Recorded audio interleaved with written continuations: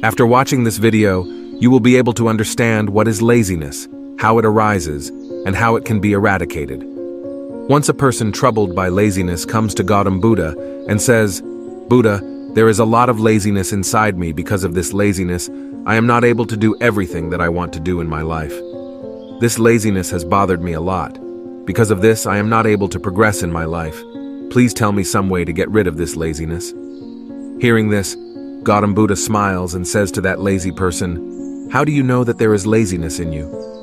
The lazy person said, "Buddha, not only me, but my whole family also says that I am a lazy person." Buddha said, "Can you give me proof that you are lazy?" The lazy person said, "Yes, Buddha, I can give." Buddha said, "Then give proof." The lazy person said, "Buddha, I know that getting up in the morning is beneficial for both my health and my mind, but my laziness does not allow me to get up early in the morning." Buddha said, "Okay, but do you know what is laziness?" The lazy person said, "Buddha, I do not know what is laziness, but whatever it is very bad." Buddha said, "Idleness is a state of mind, an emotion, a thought, which we humans, knowingly or unknowingly, create within ourselves." The lazy man said, "But how?" The Buddha said, "First of all, you should understand that laziness arises in us due to two reasons. The first reason is physical, and the second is mental. The first cause of physical laziness is food. When we take any food which has no life in itself, then this food becomes a burden for our body, and then it creates laziness in us, because our body runs on the energy from food, and then our body also gets the same energy as the food we give it. Therefore, if you want to avoid laziness, then start adding easily digestible and directly obtained food items from natural in your diet. The second cause of laziness at the body level is walking incorrectly, sitting in the wrong way, and lying down in the wrong way." Pointing to the monks of the ashram, Gautam Buddha said to the lazy man, "If you look carefully, you will see a special kind of balance in the walking, sitting, and lying positions of these monks of the ashram. When they walk, so there is a coordination between their legs. When they sit, their spine is straight, and the neck is slightly up, and when they lie down, their body is completely relaxed. There is no tension on any part of their body, due to which they are able to take a deep and comfortable sleep." The lazy person asked, "Buddha, is it equally important to get enough sleep?" Buddha said, "No more or less, it is always beneficial to sleep in sufficient quantity. If you do not get enough sleep tonight, then your whole day tomorrow will be full of tiredness and lethargy, so enough sleep is equally important." The lazy person said, "Yes, Buddha, I have felt it too." Buddha said that the third reason for laziness at the level of the body is not getting up early in the morning. The lazy person said, "Yes, Buddha, I cannot get up early in the morning." Buddha said, "You will be able to get up early in the morning when you sleep early at night." The Buddha pointed to the monks of the ashram and said, "Look at these monks. They have fixed a fixed time for their sleep at night, and that is why they are able to get up early every morning. Every Buddhist monk has to follow discipline, and this discipline brings balance in their life. Some people consider discipline as a bond. They think that discipline binds them, but the truth is, discipline does not bind us but sets us free. So if you want to get rid of laziness on a physical level, then discipline yourself, follow a certain routine." Lazy person said, "But Buddha, where should I start?" By eating the right kind of food, by sitting, lying down, and walking properly, or by getting up early in the morning? Buddha said, "Start from now on. Whatever you are doing at this time, do it with attention. First, you understand laziness at the level of the mind. But before that, friends, if you are also troubled by the habit of postponing work, or because of laziness, you are not able to achieve what you want. So I would recommend some such books which will help you to develop your positive mindset, so that you do today's work today, do not postpone it to tomorrow. So the first book is called Eat That Frog. That means the hardest thing first.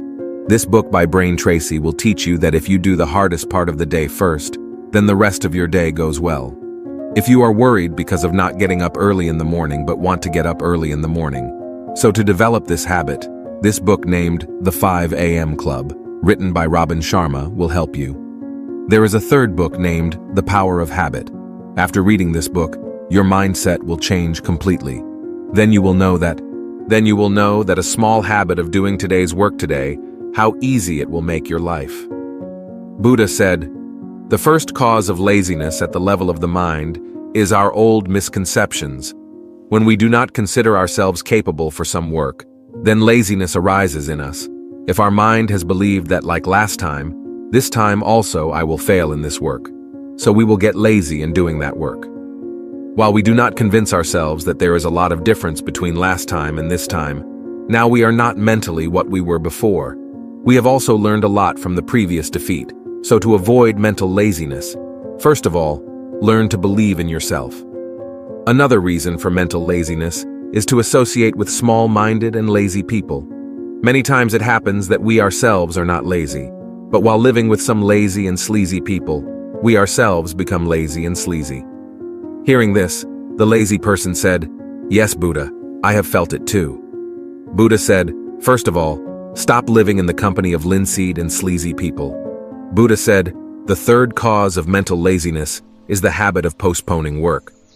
Postponement of work is the biggest reason for laziness and mental pressure.